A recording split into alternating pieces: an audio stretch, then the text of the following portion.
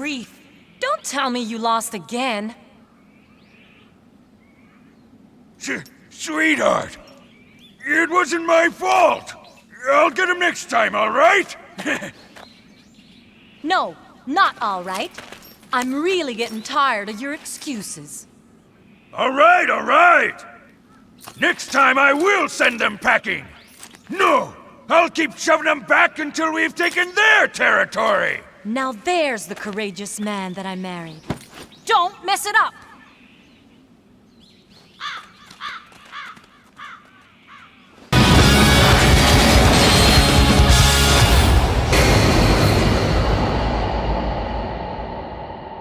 What's going on, guys? Welcome back to the Nightowl channel. Welcome back to the series where we're counting down the top Dynasty Warriors characters as of the latest game. Coming in at number 55, we have Zhurong. You and your pathetic flames. See how they compare to the goddess of fire. Zhurong is the fictional wife of the Nanman king Meng Huo, said to be the daughter of the god of fire. She is the only female character who actually fought in Romance of the Three Kingdoms, defeating 2 Shu generals in battle. Now, before we jump into how Zhurong has changed from the first game she was in all the way to the latest game, let's take a look at the popularity polls to see why she's down here at number 55. In the first popularity poll, Zhurong, and I had to verify this because I could not believe it, received 1,745 votes in order to put her in the 10th spot on the first popularity poll. She was ranked 10th. I had to double check it just to be sure, and she definitely got that many votes for her character in the first poll. In the second popularity poll, she drops all the way down to the 71st spot, and then in my personal ranking, she's down at the 73rd spot. Zhurong, I mean, I didn't really expect her to be up that high in the first poll. I had to double check it just to be sure. A lot of people liked her in the first poll, but not so much in the second poll. And the reason she's so low for me is because I never really played her at all. She never really intrigued me to play with her or anything like that. I never had anything against her or anything. I just never really played her at all, so I didn't really have any affinity and didn't really know like what she did or like how good her weapon style is. Like I said, Zhurong is the wife of Meng Huo. We did him earlier in the series, and she claims to be the descendant of the Chinese fire deity Zhurong, which is what her name is derived from. She's a fictional character, and she just plays the loving wife of Meng Huo and does everything in her power to keep her region and keep her husband and her people safe. During the Southern Campaign, she had a battle with 2 Shu officers and actually managed to capture them. She's the only one to actually participate in a battle, and on top of that, she actually won her battles. During this other campaign, both her and her husband are captured multiple times, so Shu can symbolize how much stronger they are, and eventually get to the point where they can actually have a conversation and say, we aren't going to like kill you, we're not here to take your land, we just want an alliance. After being captured and released so many times, they finally surrendered and pledged their allegiance to Shu, and they never rebelled against Shu again. And actually in some of the games they actually send some of the non-Mon people to actually assist in some of the battles, which you'll see in some of the games, stuff like that. But with that being said, let's go ahead and jump into how Zhurong has changed since her first time appearing in Dynasty Warriors 3 and seeing how she's changed over the past 15 years. Starting off with her looks, Zhurong looks pretty much the same in all the games.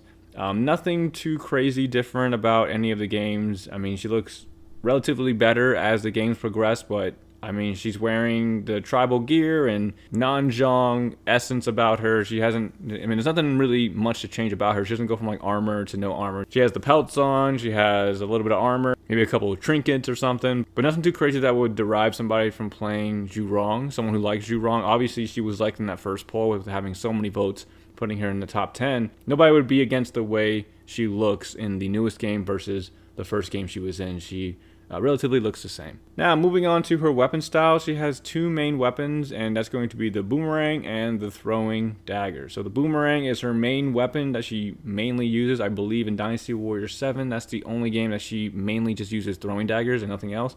But in every other game, she has the triple, like the 3-sided boomerang. So the 3 points, that's her main weapon. That's what she uses pretty much for all the games.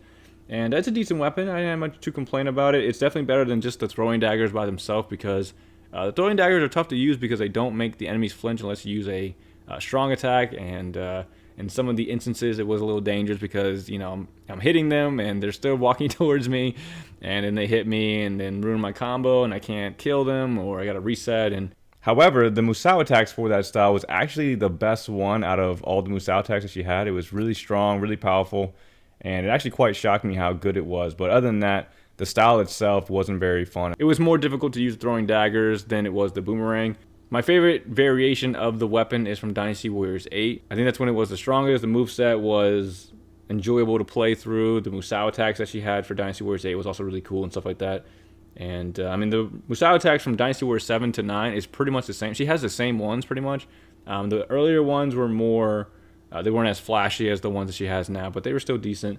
But I really enjoyed the Dynasty Warriors 8 Boomerang version for her. The Dynasty Warriors 9 one's okay. It's not too bad. It took me a little bit to get used to it and stuff like that, but nothing to complain about the weapon style that much. I thought it was all right. I really like the Boomerang, and yeah, I mean, that's pretty much it for her weapon style. Let's go ahead and move on to the next thing. Now, moving on to her voice acting. The voice acting is fine. She goes through a bunch of changes with her voice acting. I guess it can't be helped. I'll go and deal with them. Tell me, my dear, what did you think of the people of Shu? I don't think it's anything too bad to where it would deter somebody from playing her. The most recent games, she had a decent voice. It was more of a commanding voice versus some of the old. I mean, in all the games, she has a very commanding personality. And I think the voice acting for her in general, because it displays that commanding personality that Zhurong has and is known for. She has a very fiery presence about her, and she's very respected about what, like, her opinions on things and stuff like that. So very similar to Zhang Chunhua, except I don't think she's as like quote unquote like mean as, or like as cold-hearted, but she has that same spirit, that same personality, similar personality. All right, and last but not least, let's talk about her relationship with other officers in the game, and the only one she's going to have is, of course, with Meng Huo, her husband. She has a close relationship with Meng Huo because, I mean, that's really the only other playable character in the game for the Nanman, you know, kingdom and Nanman region and everything like that. So, of course, she's going to have a close relationship with Meng Huo. And then, of course, when she becomes allies with the Shu kingdom, she's going to develop relationships among them. Dynasty Warriors 9, the ending revolves around her talking with Zhuge Liang's wife, and then Guan Suo's love interest, Bao Sanyang. The close relationship she's going to have is, of course, with Meng Huo, but when they become friends with Shu, she also develops some other relationships with the Shu kingdom. But that's all I really have for Zhurong. She doesn't, the death isn't really mentioned because, again, she's a fictional character. So there's no like actual death event around Zhurong. And then significant battle-wise, she only has one battle, so it's going to be the same as Meng Huo, the battle for Nanzhang, and then maybe helping out Shu in some of the northern campaigns. But nothing too significant to where I can talk about it with Zhurong. She doesn't really have a super significant battle. Just the battle of Nanzhang, but it's covered because that's where they live. So that's all I really have for Zhurong here. Not a lot of content to really go around her. She has that one, you know, that one battle. She's known for that one thing, just like Meng Huo, just like Zhang Jiao. That one thing they're known for, and you know, they're kind of in their own region, and then that's really it. That's it. That's all they're really known for. But that's all I really have for Zhurong. She's a pretty decent character. I would definitely place her a little higher next time if I do a rankings again, because I think she's a little better than some of the other female characters. I haven't gone through all of them just yet, but as of the ones I've done so far, I definitely would switch a couple of them. But that's all I really have for Zhurong here. If you guys are a Zhurong fan, if you guys play with her, let me know how you guys feel about her changes from the first game she was in all the way till now. And if I missed anything, let me know in the comment section. But that's all I really have for Zhurong here. Hope you guys enjoyed it. And we will be back for number 54 here real soon. If you guys enjoyed it, definitely appreciate a like, comment, subscribe. And I'll see you guys in the next video. Thanks for watching, everyone.